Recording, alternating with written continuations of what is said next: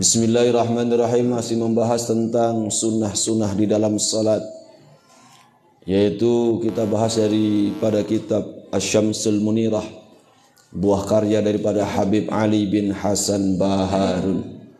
Judul yang akan kita bahas sekarang adalah Az-Zikru wad-Du'a'u aqibas salati.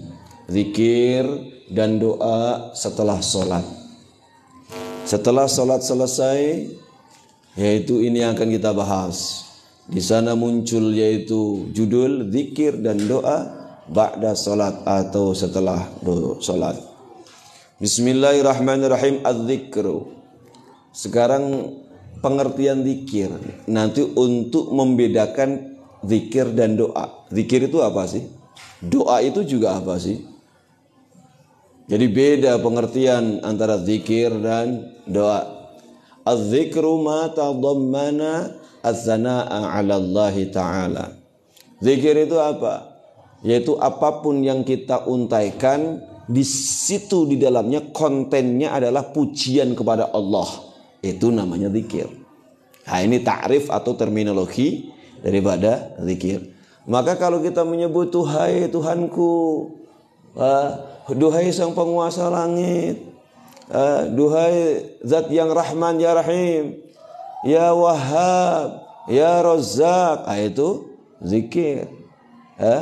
Apapun redaksinya bagaimanapun, yang jelas kontennya, isinya tentang untaian pujian kepada Allah, itu disebut dengan zikir.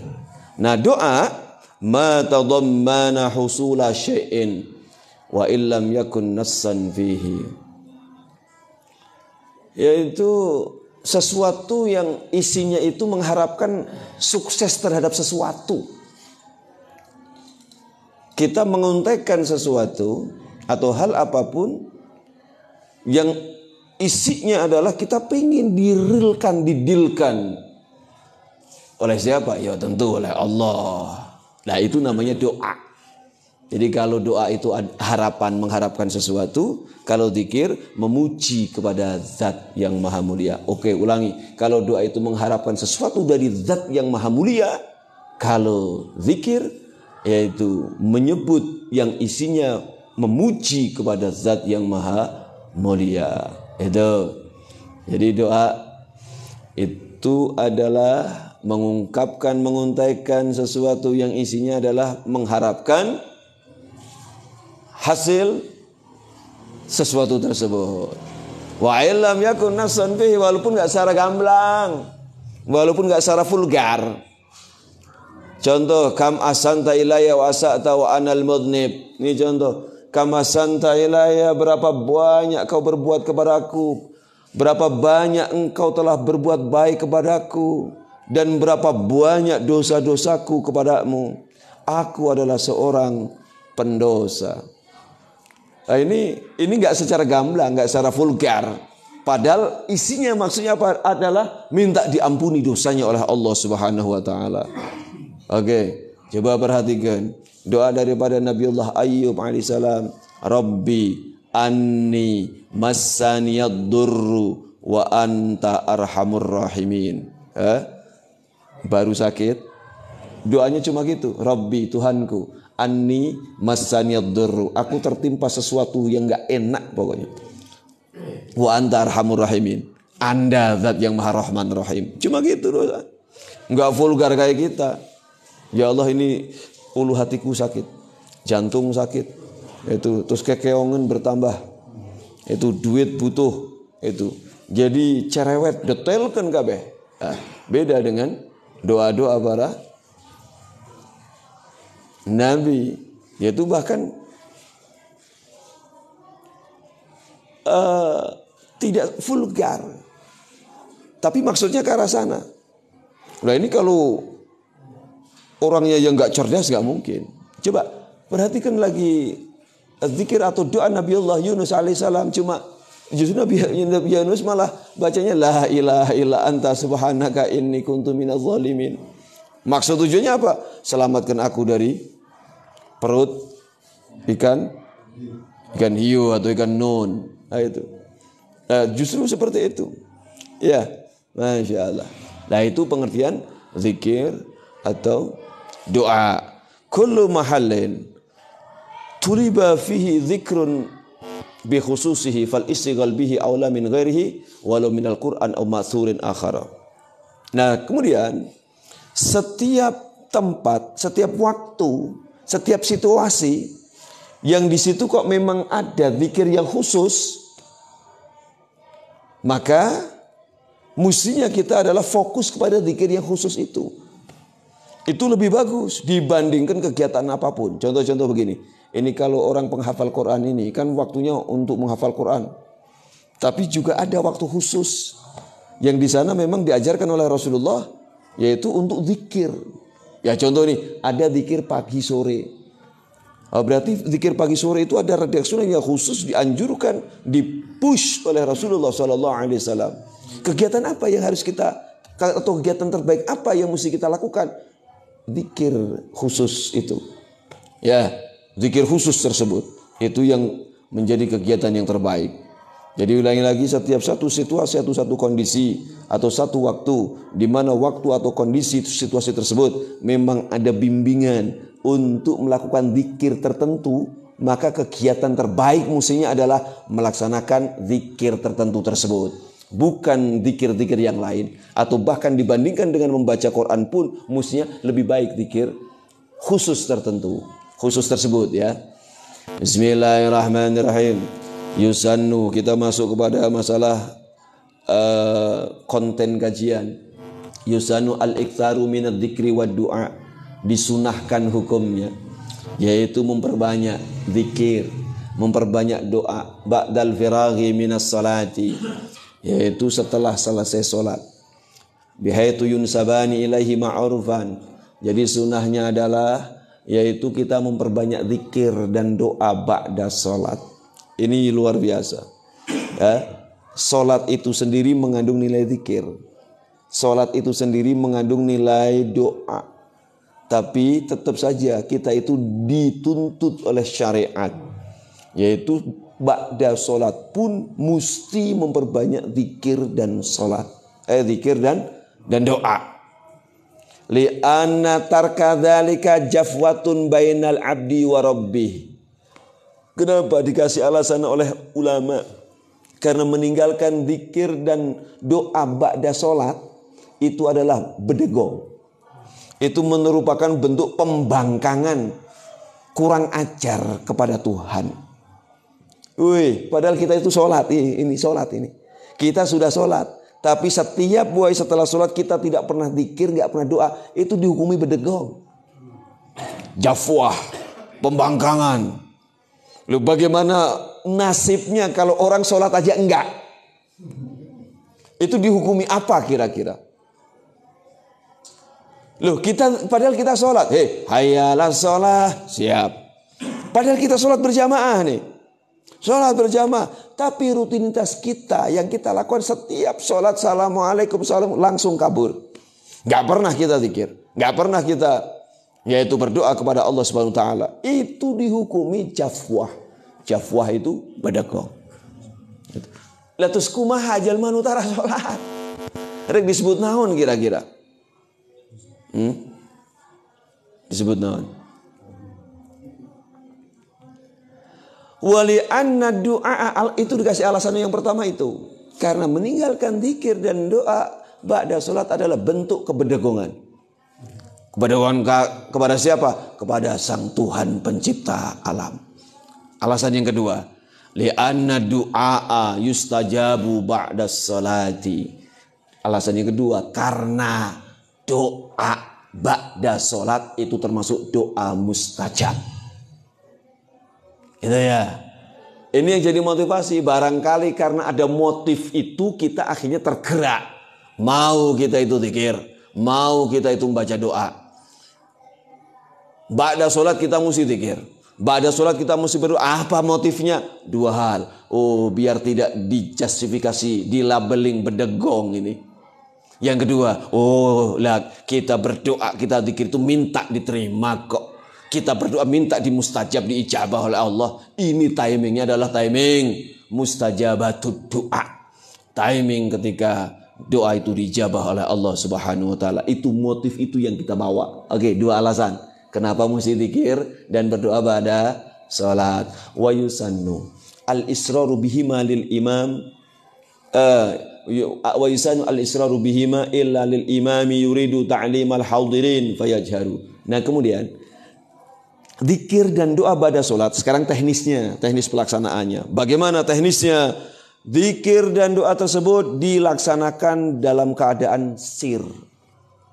Ya, kalau Anda mau baca subhanallah, silahkan sir. Alhamdulillah sir. Allah Akbar, silahkan baca sir. Mau zikir apa lagi? Silahkan sir. Doa silahkan sir. Oke. Gimana kalau satu jadi imam? Imam juga sir. Bagaimana jadi makmum? Makmum juga sir. Zikir dan doanya. Siapa lagi? Munfarid sir juga. Kecuali satu, zikir dan doa itu boleh jahar untuk imam yang bertujuan ngajarkan makmumnya. Karena di pesantren ini, pesantren guru melakukan pola taklim atau pengajaran santri biar hafal zikir ba'da sholat. Santri biar hafal doa yang maksur dari Rasulullah SAW. Maka guru itu sunnah. Zikir pada sholat tarik kenceng, la ilaha illallah. Oh, sehingga anak santrinya tahu, oh ini yang dibaca nanti setelah sholat. Subhanallah, subhanallah, subhanallah. Oh, ini yang biasa guruku baca pada sholat. Oh, berarti ini yang sunnah dibaca. Lah, sehingga biar faham. Terus ketika doa Rabbana atina fid dunya hasanah, loh, guruku bacanya ini. Oh, berarti ini doa yang ma'thur itu. Lah, begitu ya. Jadi teknis pelaksanaannya adalah sir, kecuali bagi imam yang bertujuan untuk taklim, memberikan pengajaran tentang zikir dan doa ba'da sholat tersebut kepada jamaahnya semuanya. Bisa dipaham? Wala yafutani bi fi'lir ratibah. Nah, kemudian zikir dan doa ba'da sholat ini tidak terputus walaupun kita selang dulu dengan ba'diyah. Jadi begini, setelah kita sholat, ini zikir dan doa dulu baru ba'diyah, atau ba'diyah dulu baru zikir dan doa? Mana hala?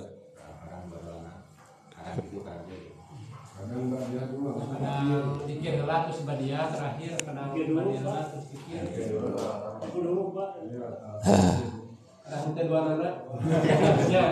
Jadi ulama beda pendapat nih. Ada yang menyatakan kalau zikir itu terpotong, terhalangi antara sholat fardu dengan zikir dan doa itu. Kehalangan di tengah-tengahi dulu dengan kegiatan ba'diyah. Maka zikirnya sudah lepot, sudah habis waktunya. Oke. Ada ulama yang berpendapat seperti itu.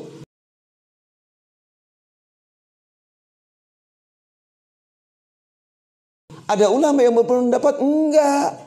Zikir dan doa ba'da sholat itu tidak terhalangi oleh ba'diyah setelah sholat fardu. Ini bentuk ikhtilaf ulama. Lah, oleh karena itu, lakinil afdalu al-ityanu bihima qablaha akibas salami minal fardi. Maka yang terbaik itu adalah setelah sholat fardu itu zikir dan doa dulu. Baru setelah beres zikir dan doa dulu, baru silahkan laksanakan ba'diyah. Halo. Nah, kalau sementara ini ada orang nih setelah sholat fardu terus dia melaksanakan sholat sunnah ba'diyah, setelah ba'diyah baru zikir dan doa, bagus gak? Bagus dong. Sah gak? Sah dong. Benar gak? Benar. Tapi kalau kita versuskan, dibandingkan orang yang kedua, setelah sholat fardu dia zikir dan doa, setelah zikir dan doa baru dia sholat ba'diyah. Bagusan yang mana? Bagusan yang kedua. Tapi bukan berarti yang pertama salah. Enggak. Ini cuma nilai afdoliyah. Bisa dipaham? Bismillahirrahmanirrahim. Qala Ibnu Qasim quwwatu ibaratihim wa dhahiru katsirin min al-ahadits ikhtisasu talabi dzikri bil faridah Amma du'a fayatta jihu alla yataqayyada talabahu bal biha bal yutlabu ba'dan nafilah aydan. Ya sudah. Yundabu fi kulli du'ain kharijas salati. Kemudian teknis selanjutnya. Sekarang masuk spesifik di dalam salat, spesifik untuk berdoa. Khusus untuk doa di dalam salat, yaitu disunahkan raf'ul yadaini, mengangkat kedua tangan. Fa in ta'adzara, kalau enggak bisa diangkat keduanya, raf'u ihdahima, sunnah ngangkat salah satunya. Itu. Oh, fa in ta'adzara raf'u ihdahima rafa'a al-ukhra. Wa yukrahu raf'ul yadi al-mutanajjisati walau ma'a ha'ilin. Cuma perhatikan, kalau tangan kita ini bernajis, perhatikan ya, doa ba'da salat atau doa di luar salat dimanapun doa, ya, ini sunahnya mengangkat kedua tangan. Kalau tidak memungkinkan, ya silakan angkat salah satu. Oke. Lah ini kecuali kalau dua tangan kita ini ternyata ini bernajis. Itu tadi BAB nyesa saeutik gitu, can dikumbah ini. Baru kita mau berdoa nggak boleh diangkat tangan. Ini saking ta'zimnya kepada urusan Allah Subhanahu wa taala, nggak boleh ini. Tangan yang berlumuran najis ini nggak boleh dibuat untuk menengadahkan tangan mengharapkan sesuatu kepada Allah Subhanahu wa taala. Loh, ini cuma lahiriah. Ini cuma fisik yang bernajis. Bagaimana kalau ternyata harta yang dia konsumsi najis? Lah terus gimana itu hukumnya?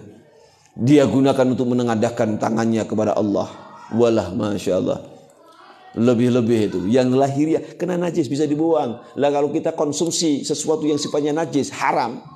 Haram secara substansi atau haram secara karena sebab akibat. Lah ini lebih-lebih. Maka nggak mungkin dia punya harapan mesti dijabah oleh Allah Subhanahu wa taala. Wa ghayatur raf'i hadwal mankibaini illa idza stadda al-amru. Nah, kemudian batasan mengangkat tangan tuh. Ini teknisnya sampai didetailkan. Itu adalah sejajar dengan pundak. Jadi berdoa itu itu eta rek naon rek ngopepang rek naon eta teh doa dia.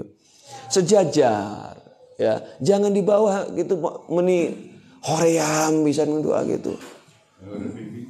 Iya gitu. Doa itu sejajar dengan pundak. Allahumma rabbana taqabbal minna innaka gitu. Luar. Oh yang kawin deui. Please deh. Loh, itu boleh diangkat menjulang. Jadi, pokoknya gitu saja. Nanti kalau untung ini istri-istrinya nggak ada, yang ada cuma mihak gitu. Kok kelihatan? Wah, nges kalau KH kok berdoa gini, wah sudah. Ini proyek. Jebron ya. Kuat-kuat.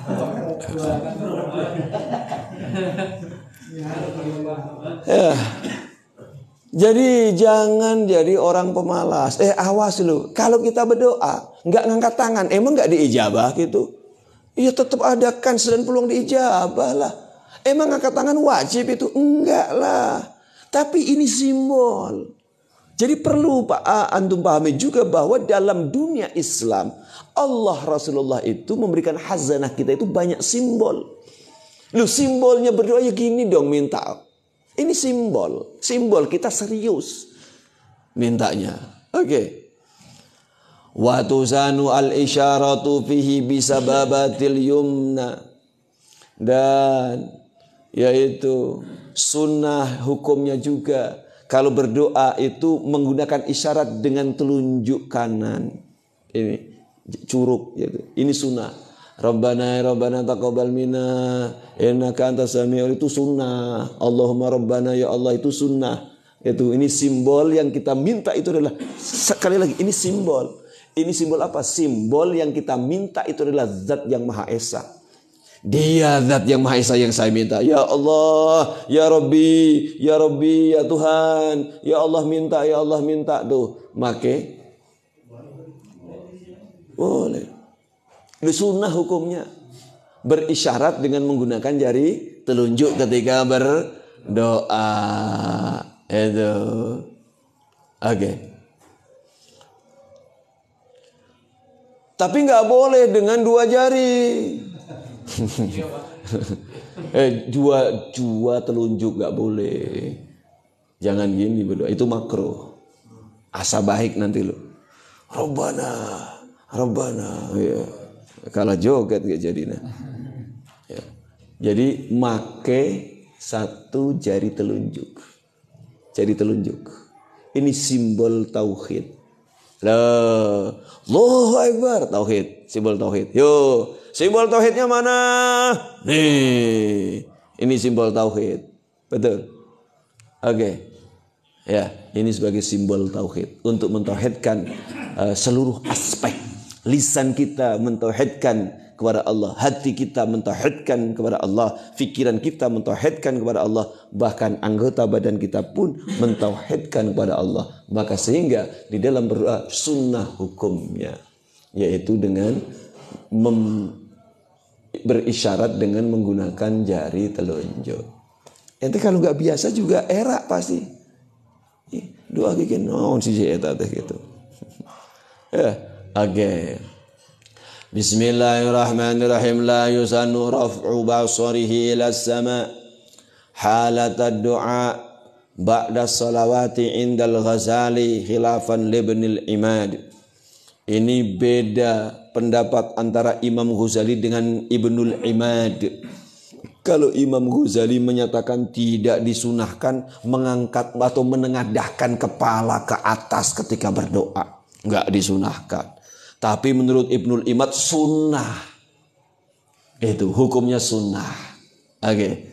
Ya, sunnah. Menengadahkan kepala ke langit itu sunnah ketika berdoa. Menurut siapa? Ibnul Imad. Tapi menurut Imam Ghazali tidak disunahkan. Kepala mesti tetap ke tempat sujud. Walaupun tangan sampai menjulang tetap saja Allahumma rabbana ir'a. Oke. Bisa dipaham? Kecuali kalau ente pengen praktekin yaitu versi daripada Ibnul Imad. Ya Allah Rabbana taqabbal minna. Jadi kalau ada ulama kiai berdoanya gitu, ente jangan dilelewe gitu. Oke. Oh berarti ini ada aturan seperti ini karena itu ishtadal amru. Berarti kalau perkaranya yang diminta itu sangat luar biasa, boleh diangkat tangannya melebihi daripada pundak. Dan sebagai menengadahkan kepala ke atas itu kata Ibnul Imad hukumnya sunnah. Oke. Kenapa? Karena beda antara sholat dengan doa. Kalau sholat kiblatnya adalah Ka'bah, kalau doa kiblatnya adalah langit. Makanya kenapa disunahkan mengangkat tangan, menengadahkan kepala ke langit? Karena kiblat berdoa adalah langit. Itu menurut satu ulama yang bernama Ibnul Imad. Bismillahirrahmanirrahim. Yusanu istiqbalul qiblati halata dzikri awid du'ai in kana munfaridan au ma'muman. Untuk imam, untuk makmum dan munfarid, berarti perorangan. Teknis tata aturan untuk zikir dan doa. Nih, perhatikan selanjutnya. Sunnah hukumnya menghadap ke kiblat. Untuk siapa itu tadi? Untuk makmum dan untuk orang yang melakukan kegiatan zikir dan doa tersebut munfarid. Kalau untuk imam bagaimana?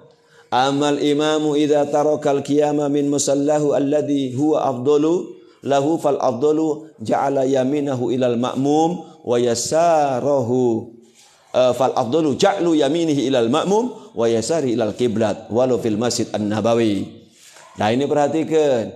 Ini kalau untuk imam nih. Kalau imam memang dia tidak keluar dari tempat sholatnya. Ya, kan kita sudah bahas waktu itu. Bahwa imam itu aturan main meninggalkan tempat sholat adalah imam duluan. Imam assalamualaikum beres, imam meninggalkan tempat. Ya.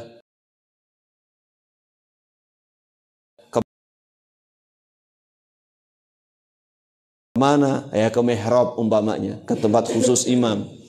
Oke. Ini kalau imam masih berada di tempatnya dan imam memimpin zikir. Ya, baik dengan cara sir atau jahar. Oke. Maka bagaimana pose imam? Pose imam itu adalah miring ke kanan. Jadi bagian bahu kanan itu ke arah makmum, yang kiri ke arah kiblat. Oke. Dan pose seperti ini kata Ibnu Hajar walaupun posisinya di Masjid Nabawi. Yang di situ ada makom Rasulullah Shallallahu Alaihi Wasallam. Berarti kalau kita imam sholat berarti makbarah Raudhah itu ada di sebelah kiri imam sana. Di belakang di ujung sana ya. Nah, tetap walaupun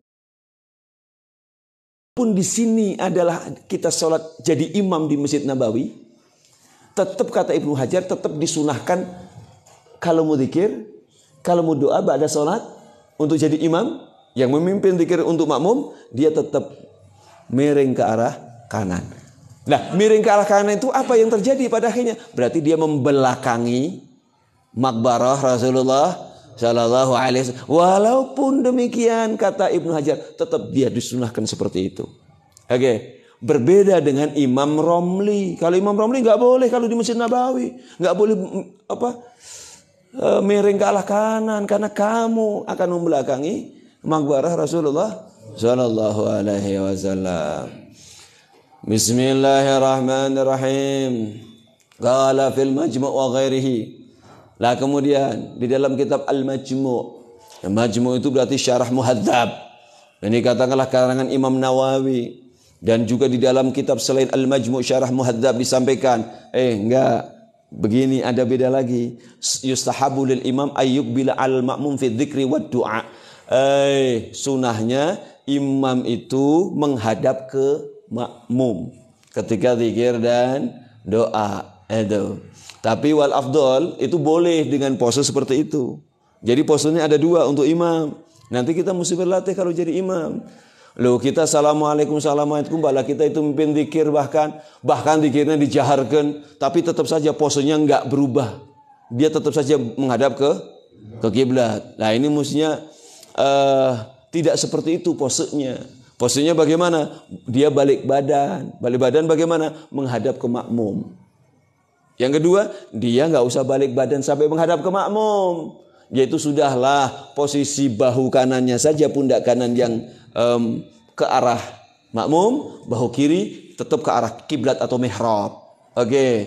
Yang lebih baik yang mana? Yang lebih baik adalah ini posisi miring ke atau ke arah kanan. Itu. Oke. Miring ke arah kanan. Ngerti miring ke arah kanan tadi? Atau berpaling ke arah kanan. Walaupun ini tetap ulama beda pendapat mengenai mana yang lebih utamanya. Tapi tetap posenya dua caranya. Dengan cara balik badan total, berarti berapa itu? 180 derajat ya? 180 derajat, yaitu menghadap ke makmum. Atau miring 90 derajat. Oke. Itu sunahnya. Bismillahirrahmanirrahim.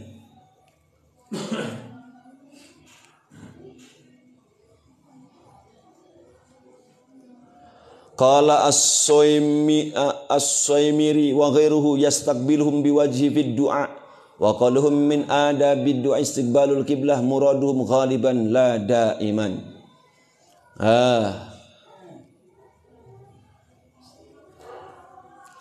Mashu ghairil wajhi kasadri ba'da du'a la yusannu. Kita paham bersama, beres doa sunnah yaitu ngusap wajah. Ngusap wajah. Kenapa mesti ngusap wajah? Lah iya manya ada ngusap bujur. Gitu. Ngusap wajah itu sunnahnya. Kenapa mesti ngusap wajah? Karena ini tangan barusan dipakai meminta ke Allah. Betul? Ini berarti mawa berkah. Berkahnya ini harus ditransformasikan ke seluruh anggota badan. Oke. Perwakilannya yang menerimanya adalah wajahnya. Itu cuma perwakilannya saja. Itu wajah perwakilan daripada orang, benar tuh? Kita di foto KTP, bujurna wajahnya. Ada foto SIM itu yang difoto jempolnya kan nggak ada kan? Wajah itu karena dia mengidentifikasikan ini orang secara keseluruhan. Nah, setelah kita berdoa itu jelas, itu tuntunan, gitu ya. Nah, kemudian kita setelah berdoa yang kita juga mengusap dada kita, itu nggak ada aturan sunnahnya. Barnassa jama'atun ala karahati, bahkan mayoritas ulama menghukumi makruh kalau diusap dadanya setelah beres berdoa. Oke. Tapi kalau ngusap wajah itu nyata. Itu nyata, sepakat ulama, jazm ulama, pangkuh ulama, itu dihukumi sunnah. Oke, kecuali kalau kita istilahnya zikir atau doa jelang tidur, yang itu merupakan ruqyah mandiri, yaitu kita baca kulhu 3 kali, falak 3 kali, binnas 3 kali, dibaca, ketanganin, terus ada itu nafasa, itu bahasa Arabnya itu nafasa, itu ada ludah sedikit, cipratan lidah, ya ludah yang ke tangan kita. Setelah itu diasup, basuhkan ke muka, ke kepala, seluruh anggota badan. Oke, itu khusus untuk zikir jelang tidur gitu. Kalau kita ruqyahnya pengen patri pisan dah untuk mandiri gitu, sing loba di Cidwana. Wah gitu. Rohak mun kudu. Bismillahirrahmanirrahim. Qadiyatu kalamihi usulu thawabi dzikri wa in jahila ma'nahu wa nazzara fi al-asnabi wa la ya'ti hadha at-tandir fil Qur'an li ta'abbud bi lafzihi fa'usiba qari'uhu wa illam ya'rif ma'nahu bi khilafi dzikri la budda ay ya'rifahu walau biwajhin. Jadi ulama lebih mensupport pendapat bahwa zikir itu mesti paham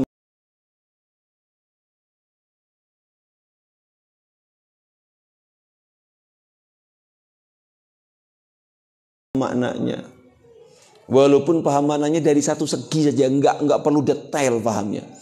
Contoh kita baca Allahumma shalli salatan kamilatan salim salaman taman ala sayyidina Muhammadin alladzi tanhallu bil uqad. Kita harus paham ini sholawat kamilah gitu. Ini sholawat kamilah ini. Ya itu kan berarti paham secara global. Ini sholawat kamilah ini. Kita minta kepada Allah sholatan kamilatan, sholawat yang sempurna untuk Rasulullah Sallallahu Alaihi Wasallam. Sepenggal gitu saja. Oh berarti ini orang paham makna. Pahamnya itu sepotong. Itu kalau pengen dapat pahala. Untuk zikir mah gitu syaratnya. Beda dengan Quran. Quran kita nggak paham makna. Bismillahirrahmanirrahim. Hamim. Naon maknanya? Teuing. Pahala. Tanzilul kitabi minallahil azizil hakim. Apa maknanya? Enggak tahu. Tetap dikasih pahala. Baca 30 juz satu pun enggak ada yang paham maknanya. Tetap dapat pahala. Itu bedanya Quran dengan zikir selain Quran. Itu ya. Lah sehingga kalaupun terpaksa kita nggak paham yang harus kita tanamkan, kita baru tasbih, baca subhanallah dengan redaksi yang banyak umpamanya. Kita baca tahmid itu baca alhamdulillah kan redaksinya banyak. Alhamdulillah hamdan katsiran thayyiban mubarakan fi alhamdulillah alla yuafi ni'amaka fi mazida alhamdulillah alladzi sadaqana wa'ada alhamdulillah alladzi hadan. Itu banyak. Apa itu yang mesti kita tanamkan kalau memang nggak paham maknanya? Oh, saya mengagungkan Allah, saya memuji Allah. Nggak selesai. Oke.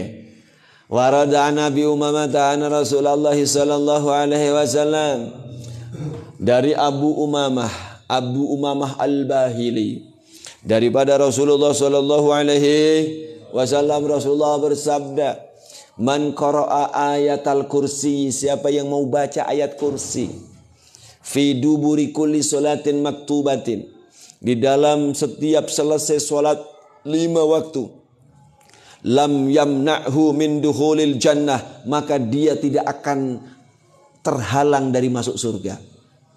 Siapa yang mau membaca ayat kursi setelah salat 5 waktu, maka tidak akan ada kekuatan apapun yang mampu menghalangi dia, melarang dia untuk masuk surga, nggak ada. Siapa yang mau baca ayat kursi setelah sholat 5 waktu, maka tidak akan ada penghalang masuk surga untuk dia. Maka siapapun yang mau baca ayat kursi setiap ba'da sholat 5 waktu, penghalang dia masuk surga itu cuma satu. Apa yang satu itu? Illal mautu, mati. Cuma kematian yang menghalangi dia masuk ke dalam surga. Kalau kematian itu sudah dilewati, maka nggak ada penghalang lain untuk dia masuk ke dalam surga. Rawahu An-Nasa'i. Ini barangkali kita ingat hadis ini. Halo, barangkali kita ingat hadis ini. Ini hadis disampaikan oleh Abu Umamah Al-Bahili. Abu Umamah Al-Bahili menerima daripada Rasulullah SAW. Hadis ini yang meriwayatkan adalah Imam An-Nasa'i. Bunyi hadis ini berbunyi adalah man qara'a ayatal kursiyyi fi duburi kulli salatin maktubatin lam yamna'hu min dukhulil jannati illal mautu. Pernyataan daripada Rasulullah SAW, siapa yang mau baca ayat kursi setiap selesai daripada sholat 5 waktu, maka tidak akan ada yang menghalangi dia masuk ke dalam surga. Satu pun penghalang gak ada, kecuali satu, yaitu kematian. Makanya barangkali sekali lagi kita diingatkan oleh Allah nanti tentang hadis ini. Halo, nanti kalau kita sudah mati masuk di alam barzakh, kita sudah di mahsyar, dan ternyata kita ada banyak, yaitu tahapan-tahapan, yaitu ternyata banyak, yaitu hal-hal yang memang itu prosedural mahsyar daripada panitia mahsyar digelar, yaitu untuk prosesi yaumil kiamat. Kemudian kita mau masuk surga dihalang-halangi oleh malaikat. Kita ajukan hadis ini kepada malaikat. Hei malaikat, kau tidak bisa menghalangi aku, karena penghalangku masuk surga cuma satu, yaitu cuma kematian, dan aku sudah mati. Hei Kisana, waduh Kisana ya, kok kamu bisa pede bahwa kamu nggak mungkin, nggak boleh dihalangi masuk surga? Apa yang jadikan aku pede?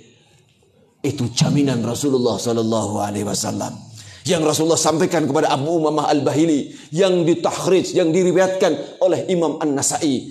Aku baca ayat kursi setiap ba'da salat. Loh, kalau kamu mementahkan jaminan ini, silahkan kamu berhadapan dengan Rasulullah SAW. Kan datang kayak Kanjeng Rasul. Rasul, iya bener umat anjir. Iya. Kenapa kamu gak percaya? Bentuknya untuk meyakinkan ya Rasul. Ya, jelma ya. Bentuknya juga caludi hidung gentel. Gitu. Ini dia mendisklaimerkan bahwa ada ini. Anda menjamin siapa yang baca. Benar ya Rasul? Benar. Oke ya. Barangkali kita diingatkan oleh Allah nanti ya. Tentang hadis ini. Ingatnya kapan? Ingatnya setiap ba'da sholat. Setiap ba'da sholat ingat. Kalau ingat berarti baca ayat kursi. Oke, deal. Jadi ada satu kegiatan yang luar biasa yang mesti kita lakukan setiap ba'da sholat. Apa? Baca ayat kursi. Di dalam rangka apa itu? Untuk karcis masuk surga. Kasih masuk surga mahal gak? Mahal. Lo ini sekarang ini di GBK saja, ini baru mau digelar ini pagelaran LGBT ini, konser pendukung LGBT, band pendukung LGBT. Itu paling murah tarifnya 1,6 juta. 1 juta gen beratus eta konser geus beak cenah eta. Kurang ajar itu. Padahal konser mereka di Malaysia langsung dihentikan di Malaysia. Kenapa? Karena menampilkan di panggung ciuman sesama jenis. Geuleuh aing gitu. Bener dibatalkan. Valid informasinya. Ya kalau dibatalkan alhamdulillah. Ya karena kita nggak boleh istilahnya, kita harus mensuarakan umat Islam. Tentang suara-suara yang sifatnya kemungkaran umat Islam. Ini tahun baru hijriah nih. Kudu sungguhani mensuarakan, nu bener kita suarakan bener, yang batil bajingan kita suarakan bajingan itu. Takbir. Alhamdulillah. Ini ngaji naon tadi babna. Nah, ini kita sudah satu judul kita selesai nih. Satu judul tentang sunnah-sunnah dalam sholat daripada kitab Asy-Syamsul Munirah, buah karya Habib